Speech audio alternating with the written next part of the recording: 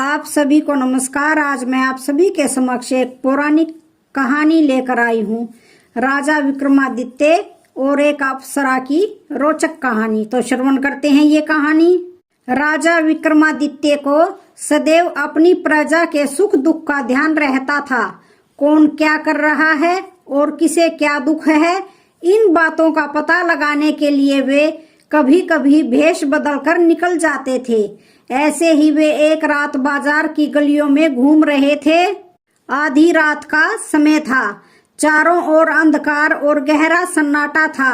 गलियों का चक्कर लगाते लगाते वे एक मकान के सामने आए। लैंप का टिमटिमाता प्रकाश बरामदे से बाहर आ रहा था। बरामदे में एक बुढ़िया बैठी थी। वह कभी चरखा चलाती तो कभी हुक्का पीती, कभी हंसती तो कभी रोती तो कभी नाचने लगती। विक्रमादित्य को उसकी ये अजीब हरकतें देखकर बड़ा आश्चर्य हुआ।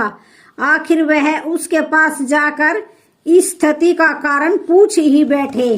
बुढ़िया बोली, मुसाफिर तुम अपने रास्ते से चले जाओ, मुझे पूछकर क्या लोगे। विक्रमादित्य कहने लगे, नहीं माँ, तुम बेधड़क होकर मुझे बताओ, मैं तुम्हारे दुख को अवश्य दूर करूंगा। बुढ़िया बोली, मुसाफिर अगर मेरे दुख को कोई दूर कर सकता है तो वह सिर्फ राजा विक्रमादित्य ही है।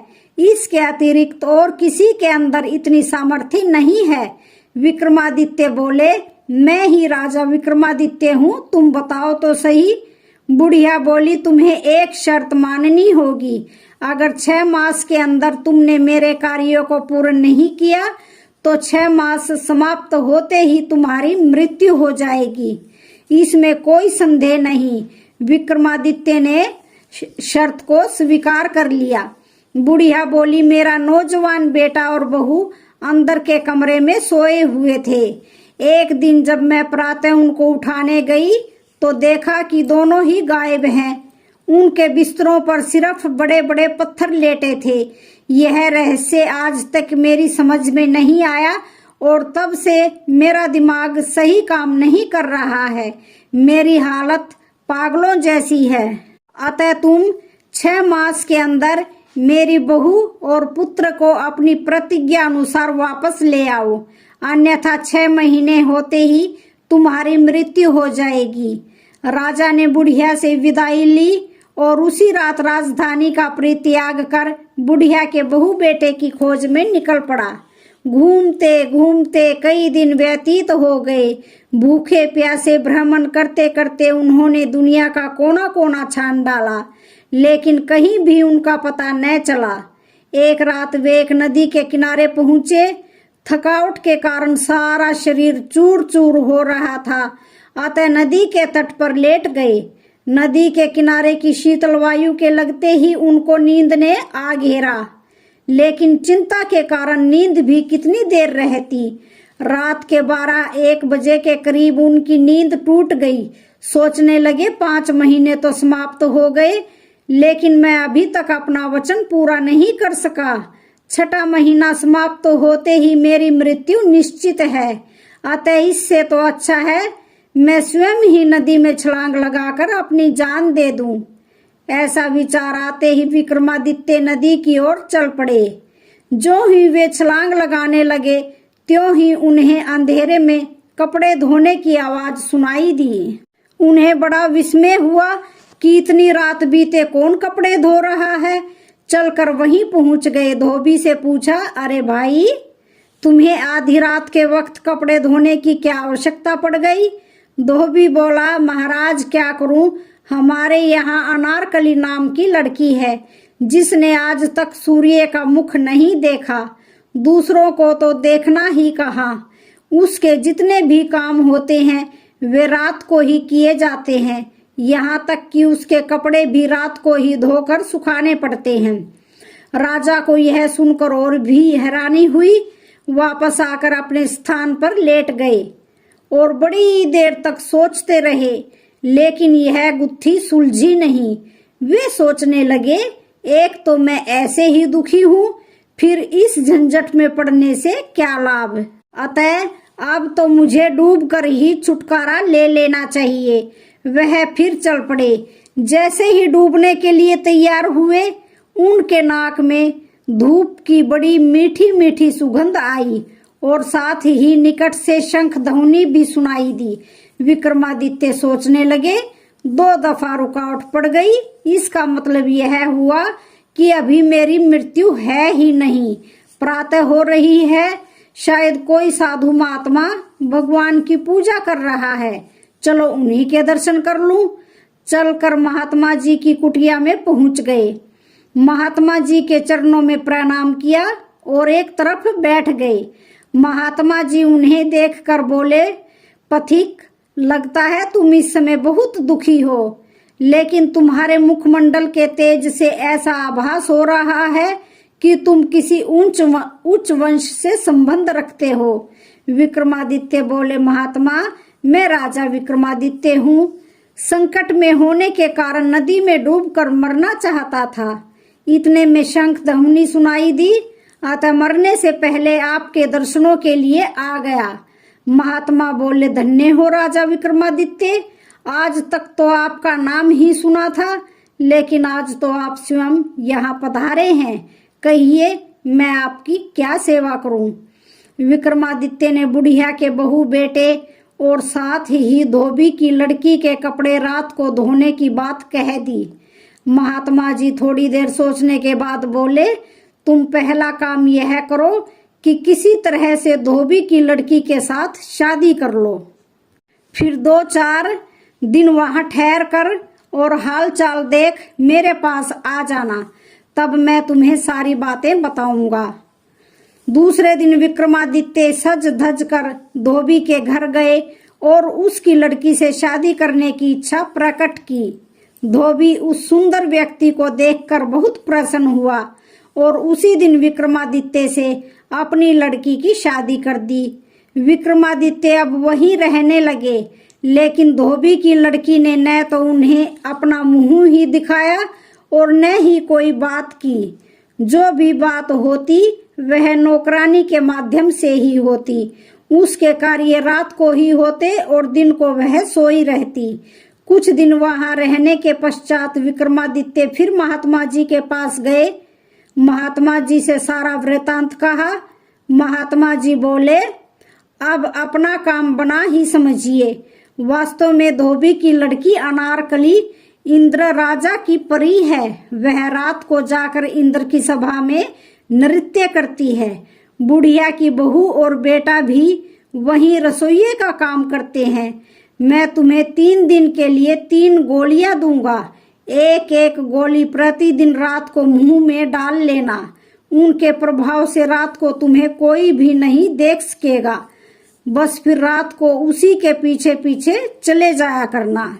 वहां अपने उद्देश्य में सफलता प्राप्त करना तुम्हारे ऊपर निर्भर करता है। इतना कहकर महात्मा जी ने 3 गोलियां विक्रमादित्य को दे दी। विक्रमादित्य गोलियां लेकर धोबी के घर वापस आ गया। रात को विक्रमादित्य बहाना बनाकर शीघ्र ही सो गया।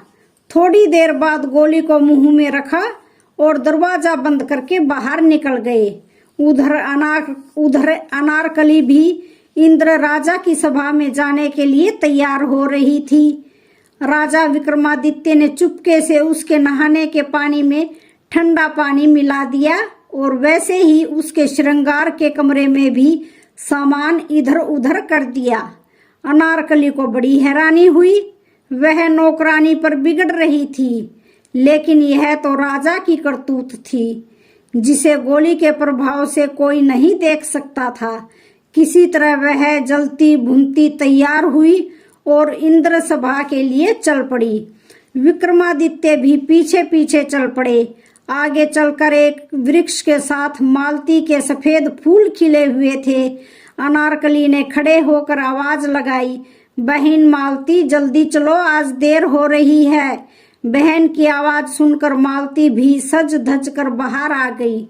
आगे चलकर एक पीपल का वृक्ष आया, जिसकी 2 बड़ी शाखाएं आकाश को छू रही थी।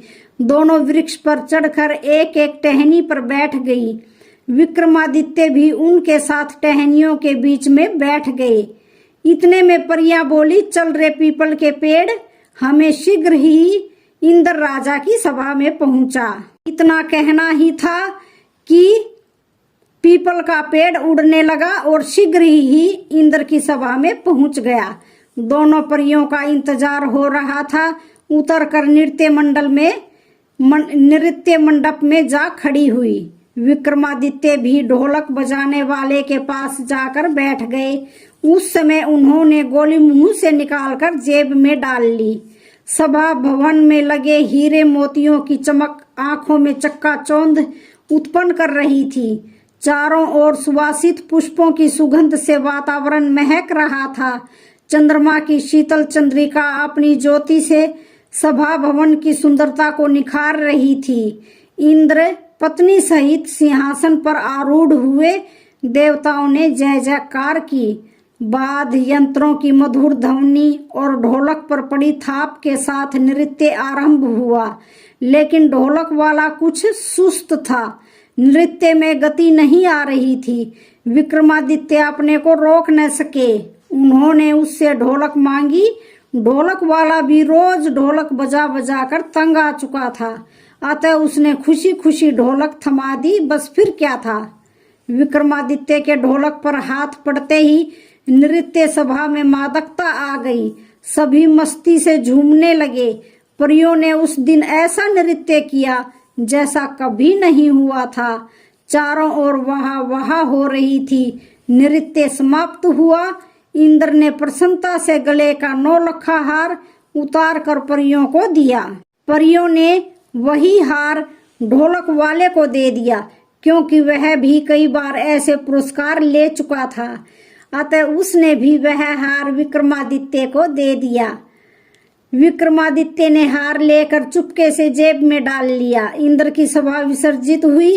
परियां वापस चली। विक्रमादित्य ने भी गोली मुंह में रखी और अदृश्य होकर पीछे हो लिया। उसी पीपल के वृक्ष पर बैठकर उसी स्थान पर आ गए जहां से चले थे। अब विक्रमादित्य परियों से आगे आकर अपने कमरे में सो गए। प्रातः हो गई, लेकिन आज वह नित्य की भांति नहीं उठे। अब तक विक्रमादित्य जाग तो चुके थे, लेकिन सोच विचार कर रहे थे। नौकरानी ने आवाज लगाई, लेकिन वे उठे नहीं।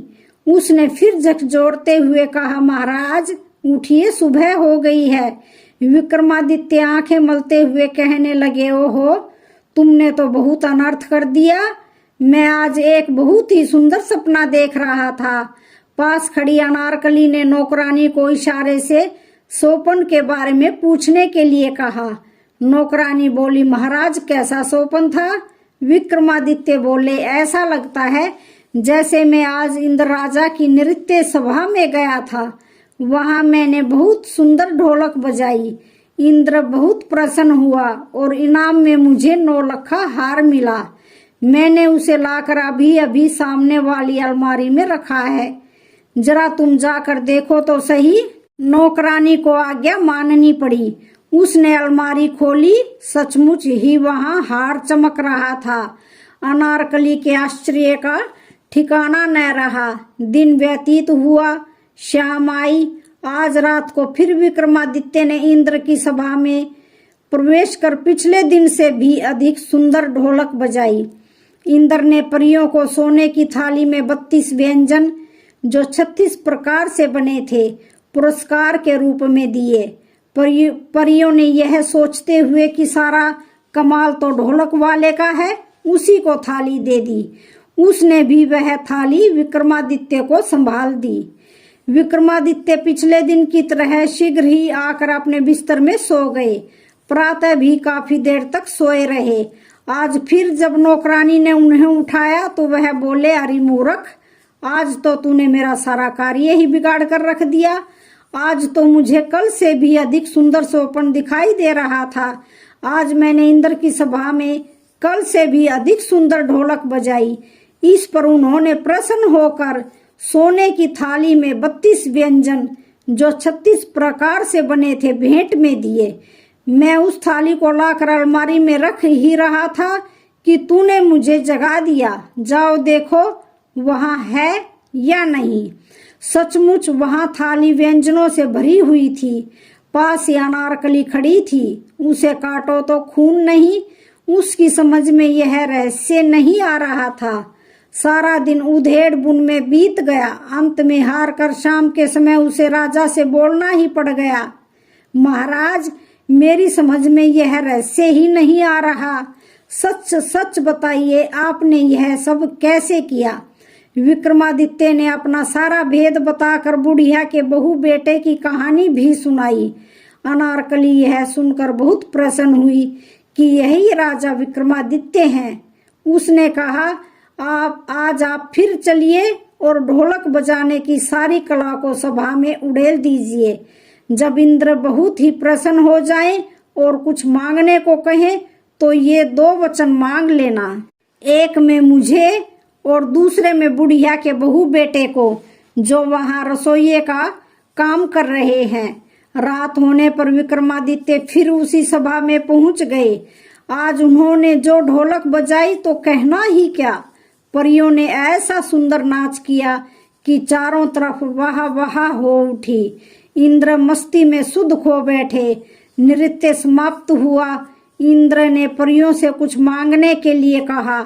परियों ने कहा, महाराज, आपने कुछ देना है तो ढोलक वाले को ही दे, यह उसी का कमाल है। ढोलक वाला बोला, महाराज, आजकल तो कोई और ही ढोलक बजाता है, आप कुछ देना है तो उसे ही दें। विक्रमादित्य से पूछा गया। उन्होंने 2 वचन मांगे, एक वचन में अनारकली और दूसरे वचन में बुढ़िया के बहू बेटे को, जो वहां रसोइये का काम कर रहे थे। इंद्र को यह जानकर बड़ी प्रसन्नता हुई कि यही राजा विक्रमादित्य हैं। उन्होंने अपने वचनों को पूरा किया। इस तरह राजा विक्रमादित्य 6 मास के भीतर ही परी अनारकली और बुढ़िया के बहू बेटे के साथ अपनी राजधानी वापस गए। बुढ़िया के बहू बेटे को उसके पास पहुंचाया और अनारकली के साथ अपने महल लौट आए। सारी राजधानी में खुशियां मनाई गई और विक्रमादित्य फिर सुखपूर्वक राज करने लगे। तो आज की वीडियो का यहीं पर समापन होता है। वीडियो अच्छी